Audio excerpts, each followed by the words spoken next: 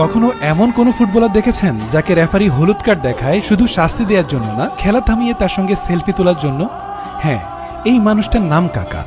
Football দুনিয়ায় অনেক তারকা এসেছে, কেউ অহংকার দিয়ে আলোচনায়, কেউ বিতর্ক দিয়ে, কেউ আগ্রাসন দিয়ে, কিন্তু কাকা ছিলেন অন্যরকম। তিনি বিশ্বসেরা হয়েছিলেন, ব্যালন ডি'অর জিতেছিলেন, ব্রাজিল ও এসি মিলানের ইতিহাসে নিজের নাম লিখেছিলেন। তবুও তার চোখে কখনো অহংকার দেখা যায়নি। কাকার পুরো নাম রিকার্দো লেজসন দো স্যান্তোস লেইতে। ব্রাজিলের অনেক ফুটবলারের মতো তার গল্প দারিদ্র্য থেকে উঠে আসার ক্লাসিক গল্প নয়। তিনি অনেক ভালো পরিবারে বড় হয়েছেন, কিন্তু তার সবচেয়ে বড় পরিচয় ছিল ভদ্রতা, বিশ্বাস, পরিশ্রম আর ফুটবলের প্রতি গভীর ভালোবাসা। ছোটবেলা থেকেই সাও পাওলোর একাডেমিতে বেড়ে ওঠা কাকা বুঝিয়ে দিয়েছিলেন তিনি শুধু স্কিলফুল ব্রাজিলিয়ান নন, তিনি এমন একজন মিডফিল্ডার যিনি বল পায়ে পেলে পুরো মাঠের গতি বদলে দিতে পারেন।